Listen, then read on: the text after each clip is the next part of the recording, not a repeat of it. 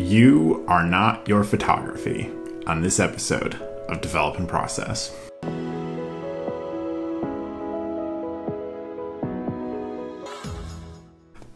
Today I want to talk about this idea of separating who you are from what you do. And I think as people who are passionate and creative, it can be really difficult to do that because there's just an endless temptation to connect who we are with what we do or what we create. And I think it's absolutely healthy to have a passion for our creative work and a pride in it. That's very rewarding. I think what's not healthy is when we establish our value by the value of our photography. When we establish our value through our photography, our value as human beings, it can really be toxic and lead us down a road of some really unhealthy ideas and behavior. And I think we see a lot of that in photography today, in the photography culture. What I'm alluding to is the constant obsession we see today on social media of social media metrics, of likes, follows, subscribes, shares, comments, the positivity of the comments, the number of likes, the number of followers, the number of subscribers. We look at these numbers and then we establish those numbers as a sort of pseudo-monetary value for our work.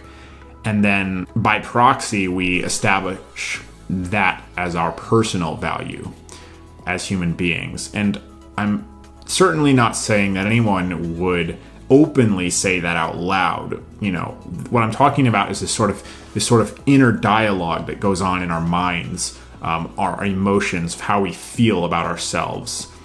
When we post a photograph we spent hours on, or we spent hundreds of dollars on, and then it only gets, a few likes or a comment here or there, or, heaven forbid, negative comments or dislikes or negative feedback, I think it can be really hurtful and discouraging. And then we take that and we convert it into, I'm not worth anything, I'm not valuable, I'm meaningless, I don't matter.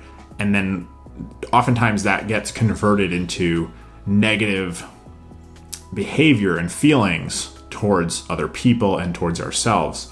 And what we'll often end up having is this sort of competitive mindset where we feel like every other photographer is the competition, that we have to beat them, that we have to outdo them, outperform them, outrank them, get better metrics than them, have more followers than them, that we have to have a better image than them from that location or of that composition.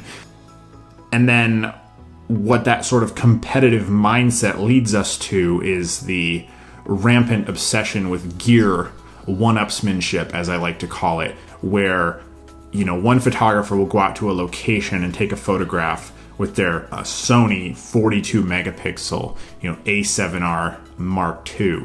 And then, some other photographer who feels, emotionally inferior, or feels their ego has been damaged, or feels their value has been damaged because of that person's success, will then, go out and spend $10,000 and buy a Hasselblad X1D 50 megapixel medium format mirrorless camera. And they'll go out to that location and they'll take a photo and say, oh, it's okay. I understand you're just a lesser off person. You're just like those peasant folk who can't afford a real camera. I understand that's cute and all, but I'm a pro. I'm a serious photographer, and I get it. You amateurs over there just playing with your cute little toys. I get it. You guys, that's cute that you try.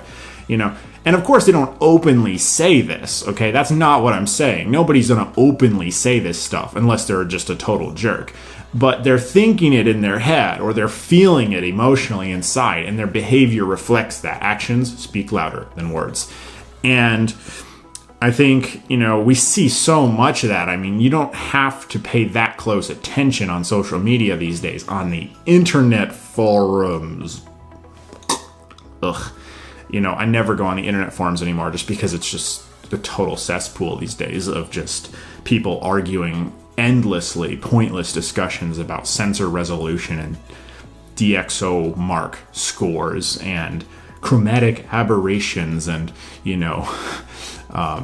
edge sharpness and stops of dynamic range and, how the menus on their cameras are organized and all of these other sort of,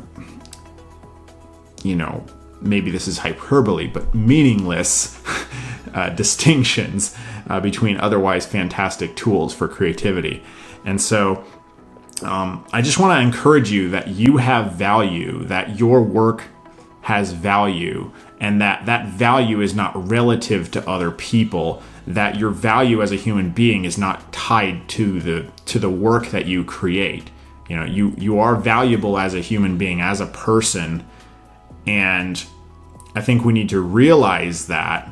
I don't want this to turn into some kind of self-esteem pep talk. That's not the point here. But what I'm trying to say is that we need to make a careful distinction to draw the fulfillment and joy from the process of creating our work and the process of becoming an excellent human being, not from the way our work is perceived and not from what other people think about us or say about us. I think if you focus on being a truly excellent human being, and I think you know what I mean, character, morality, intellect, creativity, the way you treat people, relationships, all of these sorts of things, the way you are as a human being, the experiences you build, the experiences you share, the things you do for and with others to make their lives better. These sorts of things matter so much more than how people perceive our photography on the internet. And I just want to encourage you to see your value as a human being and not to allow that to be clouded by the perception of your photography on the internet or your creative output in the eyes of others. I hope that makes sense. This is a complicated concept and probably sounds like a bunch of psychology mumbo jumbo. It's okay if it does. I thought I'd give it a shot. I think these ideas are worth talking about. I'm Justin Lowry. If you enjoyed the video, like, share, and subscribe. Until next time, stay curious.